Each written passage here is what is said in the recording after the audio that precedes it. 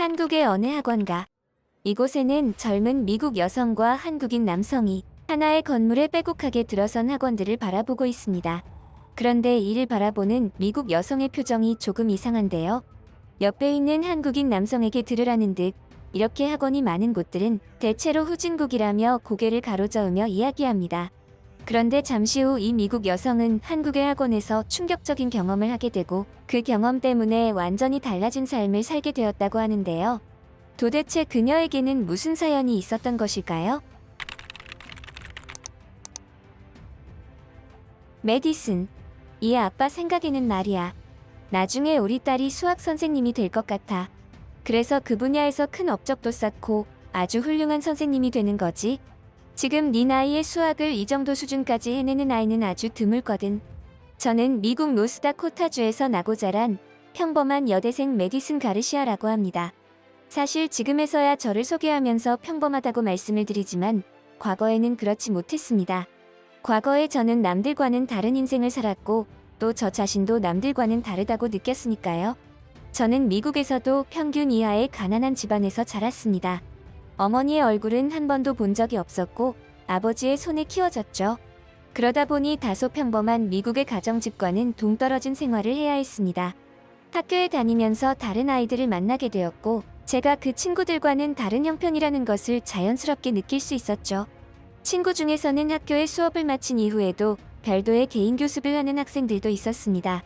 당시 미국에서는 흔하지 않은 현상이었지만 제가 사는 곳이 워낙 미국 중에서도 후진한 동네였기에 그런 현상들이 나타났다고 생각합니다. 이때만 하더라도 미국에는 학원이나 학군 같은 개념이 없었던 시절이었습니다. 다만 후진한 일부 지역에서만 자식들을 공부시켜서 미국 사회에서 성공시키려는 부모들이 아이들을 개인 교습을 시켰죠. 그래서 저는 그러한 개인 교습을 하는 공간들이 존재하는 곳은 후진한 지역이라는 인식을 가졌습니다. 저의 경우에는 그러한 개인 교습이 아니더라도 공부는 곧잘하는 편이었고 그 중에서도 특히 수학에 재능이 있어서 늘 학교 내에서 1등을 놓친 적이 없었죠.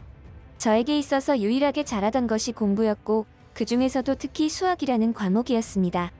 하지만 수학은 저에게 있어서 그저 장기였을 뿐이었죠. 그 일이 있기 전까지는 말이에요. 제가 고등학생이 되던 어느 날 가난에 찌들어 살던 우리 집을 그나마 어렵게 생계를 꾸려가시던 저의 하나뿐인 소중한 아버지가 세상을 떠나셨습니다. 가난한데 암이라는 큰 질병까지 얻으시는 바람에 병원에서 수술 한 번 받아보지 못하시고 허망하게 떠나셨죠.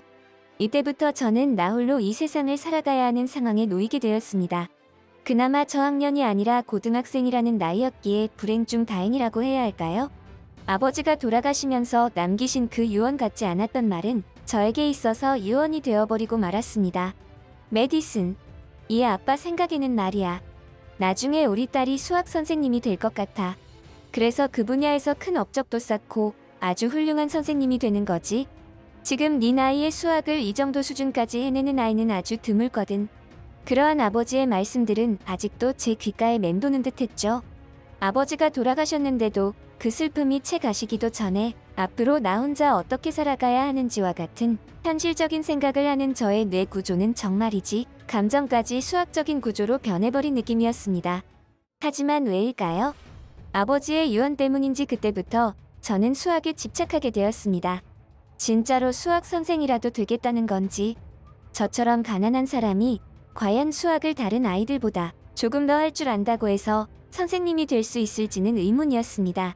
하지만 확실한 것은 저에게 있어서 제일 잘하는 수학이야말로 앞으로 제가 살아남을 수 있도록 도와줄 유일한 길이라는 것이었죠.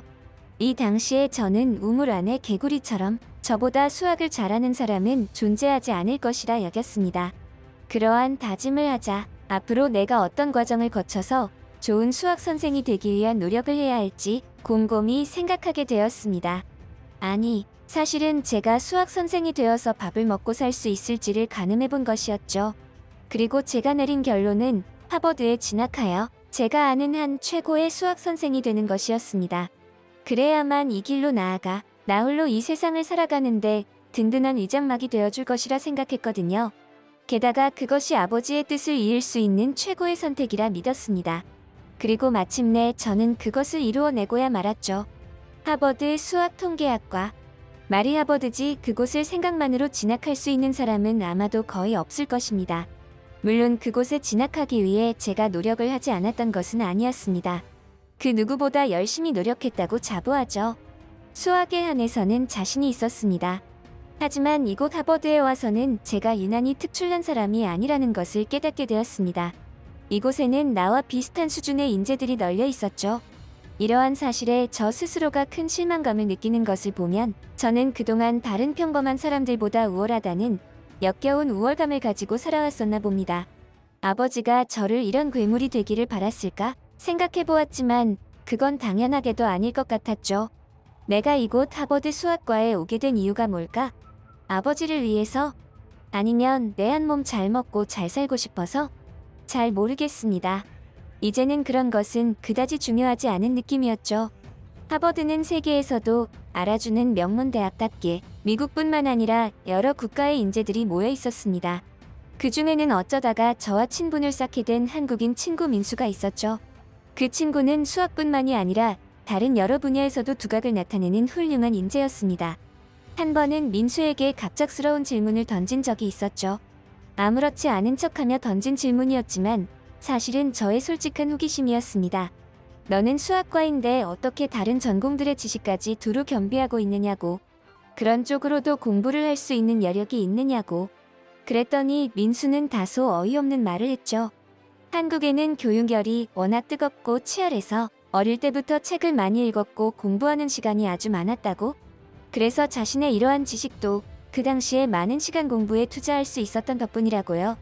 게다가 많은 한국의 학생들은 자신의 현재 신분이 중학생일지라도 보다 더 높은 과정인 고등학생의 수업 내용들을 미리 예습하기도 한다고 했습니다. 중학생은 고등학생 과정을, 고등학생은 대학생의 과정을 미리 공부한다는 거였죠. 저는 사실 이러한 이야기들을 적당히 걸러가며 들었습니다. 어느 정도 과장된 이야기일 것이 자명했고 타고난 천재가 아니고서야 그런 일이 가능할 턱이 없다고 생각했으니까요.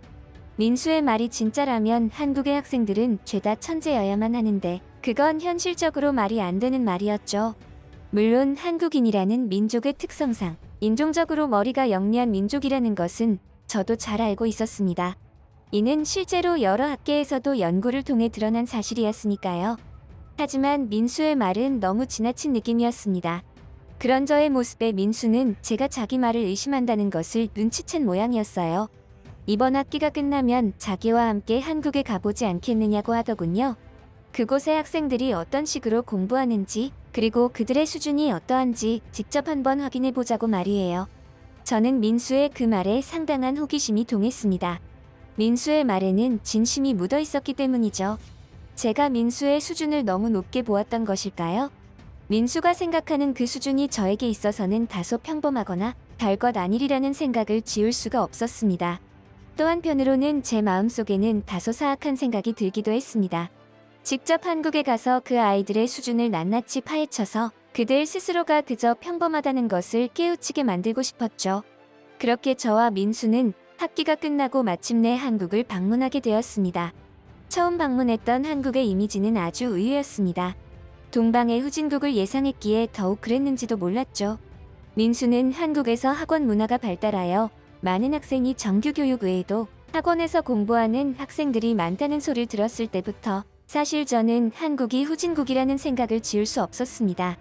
미국에서도 그러한 동네들은 후진한 경우가 많았으니까요. 그런데 제가 목격한 한국은 후진국과는 너무나 거리가 먼 모습들이었습니다. 사람들은 바쁘게 움직이고 있었지만 한편으로는 여유가 있었고 다들 무언가의 목적을 가진 채 자신의 자리에서 묵묵히 생활하는 모습들. 이러한 모습들은 미국에서도 선진화된 도시에서나 볼 법한 모습들이었죠. 혹시 한국이라는 나라는 내가 알지 못했지만 이미 선진국의 반열에 들어섰던 것은 아닐까? 아시아라는 편견 때문에 그것을 나 스스로 인정하지 않았던 것은 아닐까? 하는 생각마저 들었습니다. 하지만 한국의 학원 문화를 실제로 접한 저는 그러한 생각들을 다시 고쳐먹을 수밖에 없었죠. 이것은 제가 미국의 후진한 도시에서도 본 적이 없는 그러한 모습들이었으니까요. 하나의 빌딩과 같은 건물에 여러 개의 학원들이 즐비해 있는 그 모습들은 저에게 다소 충격적으로 다가왔습니다. 이렇게 선진화된 모습들과 후진한 모습들이 뒤섞여 있는 장면들에 사실 조금은 혼란스러웠죠. 그런 저의 심정을 아는지 모르는지 민수는 저에게 저 중 아무 학원에 들어가서 학생들과 수학 대결을 한번 펼쳐보자는 갑작스럽고도 특별한 제안을 했습니다. 그 제안에 저는 퍼뜩 정신을 차릴 수 있었죠. 제가 이곳에 온 목적을, 저는 사실 한국의 학원 학생들이 민수에게 들었던 것처럼 높은 수준을 겸비하고 있는지 궁금했습니다. 그리고 제가 그들을 보기 좋게 이겨버리면서 민수에게 저의 높은 수준과 경지를 뽐내고 싶다는 생각도 들었던 것 같습니다. 한국 학원의 내부는 여느 학교의 교실들과 크게 다르지 않았습니다. 그곳에는 여러 한국 학생이 수업받고 있었고, 우리는 그 수업이 끝난 후에 교실에 들어가 아이들에게 양해를 구한 후 재미있는 제안을 했죠.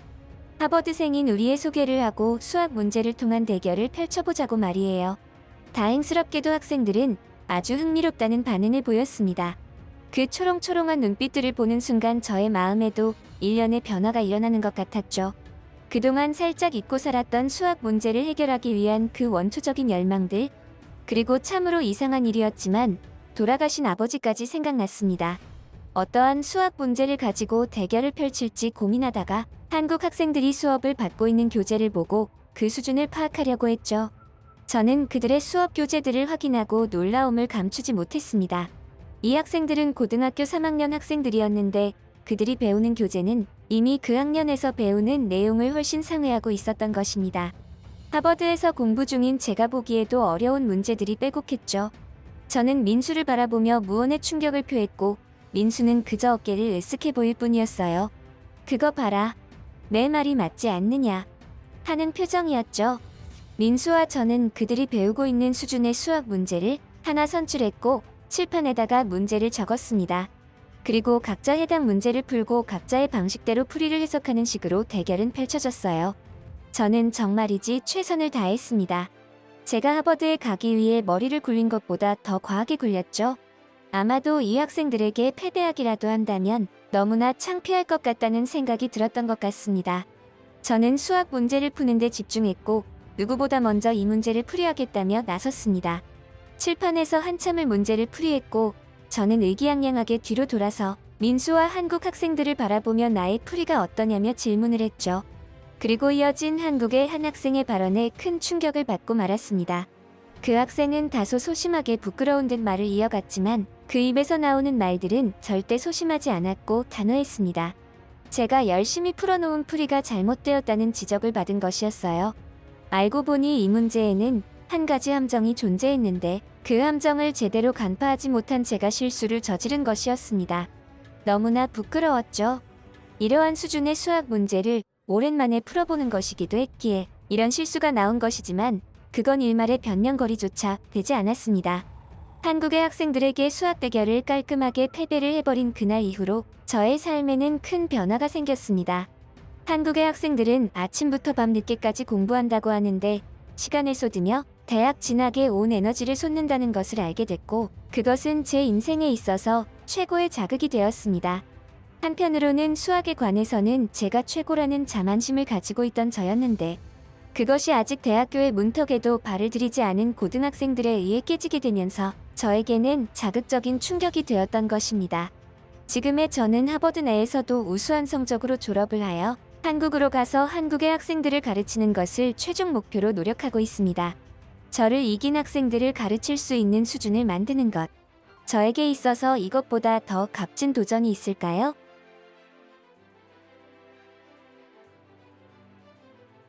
덴마크의 어느 한적한 시골. 이곳에는 유유자적 묵묵하게 살아가는 아버지와 아들이 있습니다. 농장에서 일을 하던 아버지와 평범하게 학교에 다니던 아들. 평화롭던 어느 날 아들은 아버지에 대한 충격적인 소식을 듣게 되고 그때부터 그의 인생은 놀라울 정도로 불행하게 기울기 시작합니다. 당시 고등학생이던 아들은 성인이 되고 자신에게 닥친 불행들을 최대한 떨치기 위해 한편으로는 이 험난한 세상에서 살아가기 위해 필리핀으로 떠나게 됩니다. 그러나 그곳에서 그는 충격적인 사고를 당하게 되고 그야말로 목숨이 위급한 상황 속에서 한국으로 입국하지만 한국에서 그는 놀라운 경험을 하게 되었다고 합니다. 도대체 그에게는 무슨 사연이 있었던 것일까요? 학교 다녀왔어요. 밥 차려놨으니 알아서 챙겨 먹거라. 아버지와 제가 자주 나누던 대화입니다. 저는 덴마크에서 나고 자란 크리스티안 닐센이라고 합니다. 저에게는 혼자서 저를 힘들게 키우고 계시는 아버지가 계십니다. 얼굴도 알지 못하는 어머니는 저를 낳고 가난한 아버지를 버리고 도망가서 부자와 결혼해 잘 살고 있다는 소식 정도만 들었죠. 아버지는 태생이 가난하였고 지금까지도 그 가난에서 벗어나지 못하고 계십니다. 농장의 노동자로 일하는 아버지와 둘이 함께 살아가는 우리 가족은 가난했지만 아주 평범한 그런 집안이었습니다. 아니, 평범하다고 생각했었죠. 저와 아버지는 하루에 식사를 2번씩 했었는데 그 이상은 먹어본 적이 없었습니다. 그래서 그런지 식사를 하는 시간도 남들보다는 조금 달랐죠. 그러던 제가 학교라는 곳을 가게 되면서 저의 이런 생활 방식이 남들과는 다르다는 것을 알게 되었던 것입니다. 그러면서 저의 이런 생활 방식이 모두 가난 때문이라는 것을 알게 되었고, 그때부터는 서서히 가난한 아버지와 이 가정에 대한 증오심이 생기기도 했죠. 나는 아버지처럼 가난하게 살고 싶지 않다는 생각을 하면서 말이에요. 최근 들어서는 아버지가 농장에 결근을 하는 일이 잦아졌습니다. 안색도 점점 어두워지시더니 나중에는 흑빛으로 변해갔죠. 피곤하신 건가? 아니면 뙤약볕에 너무 오래 노출되어 피부가 더욱 검게 탄 건가? 속으로 그런 생각들을 했던 것 같습니다. 평소에 저는 아버지와 살가운 이야기를 나누는 그런 사이가 아니었습니다. 아버지도 무뚝뚝했고 저도 그런 아버지를 닮았는지 그게 편했죠. 그러다가 얼마 지나지 않아서 학교에서 수업을 듣는 도중에 선생님으로부터 아버지의 소식을 전해 듣게 되었습니다. 아버지의 사망 소식. 아버지는 그날 농장에서 평소처럼 일을 하다가 사망하셨는데 사망 사유가 암이라고 했죠. 원래 암이라는 게 이렇게 무서운 질병이었던가. 일을 하다가 갑작스럽게 죽을 정도로. 혹시 아버지의 최근 안색이 좋지 않았던 것도 모두 암 때문이었나? 저는 아버지의 죽음에 무섭도록 슬펐지만 내색하지는 않았습니다. 왜인지는 모르겠지만 그러면 안 될 것 같았기 때문이죠. 아마도 아버지의 그런 묵묵함을 저도 모르게 닮은 탓일 거라 생각했습니다. 그런데 병원에서 제가 미처 모르고 있었던 아버지에 대한 이야기를 알게 되면서 저는 분노했습니다. 아버지는 이미 오래전에 암에 걸렸었고 본인도 그것을 잘 알고 있었던 것이죠. 그럼에도 비싼 치료비 때문에 치료를 포기하고 아무렇지 않은 척 농장 일을 지속했던 것입니다. 그렇게 혼자서 죽음을 기다려온 것이죠. 미련하게 말입니다. 저는 그런 미련한 아버지에게 분노를 느꼈습니다. 왜 치료를 그렇게 빨리 포기한 것인가? 이 모든 게 돈 때문이었습니다. 아버지가 죽은 것도, 아버지가 치료를 포기한 것도 모두 돈 때문이라는 것을 저는 잘 알고 있었죠. 제기랄. 나한테라도 미리 말을 했으면 내 장기라도 팔아서 치료를 했을 텐데 왜 말 한마디 하지 않고 이렇게 허망하게 가버린 거야? 아버지를 원망해 보아도 이제는 그 원망을 들어줄 아버지는 이 세상에 존재하지 않았습니다. 하긴 아버지의 그 마음도 이해를 하지 못하는 건 아닙니다. 재력이라는 것은, 가난이라는 것은 영원히 대물림되는 처절한 것이었으니까요. 하지만 저는 그것을 알고 있더라도 최대한 가난에서 벗어나기 위해 몸부림을 쳤습니다. 돈을 벌기 위해 부단한 노력을 기울였죠. 고등학교를 졸업하고 곧바로 사회에 뛰어들었습니다. 오로지 돈을 많이 준다고 하는 곳에서 일을 하여 돈을 모으는 데만 몰입했죠. 하지만 고등학교를 갓 졸업하고 아무런 경력도 경험도 없었던 제가 할 수 있는 일은 별로 없었습니다. 그저 아버지처럼 농장에서 일손이 부족하면 그때 이것 조금 했다가 또 축산업에 일손이 부족하면 그쪽으로 조금 했다가 하는 식으로 일을 하다 보니 안정적인 수입이 되지는 않았죠. 일종의 파트타임 아르바이트 형식의 일자리만 전전긍긍하는 상황이었는데 이런 식이라면 부자는커녕 입에 풀칠하는 것도 어려워질 수도 있다는 것을 깨달았죠. 도대체 아버지처럼 가난하게 살지 않으려면 뭘 어떻게 해야 하는 거지? 가난에서 벗어나려고 다짐하고 또 다짐했지만 결국엔 아버지가 하던 그대로의 인생을 답습하고 있잖아. 역시나 아버지로부터 물려받은 가난은 대물림되어 그것에서 결코 벗어날 수 없는 것인가 하는 생각을 했습니다. 하지만 또 한편으로는 텔레비전 방송에서 한 번씩 나오는 자수성가들의 이야기는 뭐지? 그들도 나처럼 가난에 찌든 생활을 하다가 성공을 한 사람들인데 그렇다면 혹시 내 방식에 문제가 있는 것은 아닐까? 그러한 생각이 들자 저는 지금처럼 파트타임 형식의 일반적인 육체노동을 통해서는 절대 부자가 될 수 없다고 생각했죠. 그래서 저는 고민 끝에 그러한 어처구니 없는 선택을 하고야 말았습니다. 덴마크를 떠나서 동남아시아 쪽의 카지노 업계에 발을 들이려는 선택 말입니다. 갑자기 무슨 동남아시아 카지노냐고요? 제가 평소에 알고 지내던 친구에게 아주 기가 막힌 이야기를 들었던 탓입니다. 그 친구의 말에 따르면 동남아시아의 한 도시에서 카지노 업계에서 일하던 자신의 지인이 불과 몇 년 만에 엄청난 돈을 손에 거머쥐었다는 믿기 힘든 이야기였죠. 그런 업계가 있다는 것도 그때 알았습니다. 저는 친구에게 그 이야기를 듣고 손뼉을 마주치며 바로 이거다 라며 완전히 그쪽으로 정신이 홀려버리고 말았죠. 제가 그러한 새로운 꿈을 꾸고 도착한 곳은 필리핀이었습니다. 이곳에는 카지노 업계가 잘 발달한 곳이었지만 저의 시선에는 그다지 사람이 살기에 좋은 조건만 있는 것은 아니란 걸 금방 깨달았습니다. 그리고 저에게 있어서는 두 번 다시 생각하고 싶지 않는 그 사달이 나버리고 말았죠. 카지노 업계에 발을 들이며 밑바닥부터 차근차근 올라가려던 저의 꿈은 필리핀에서의 생활 1년이 채 되지 않은 시점에 산산조각 나버리고 말았습니다.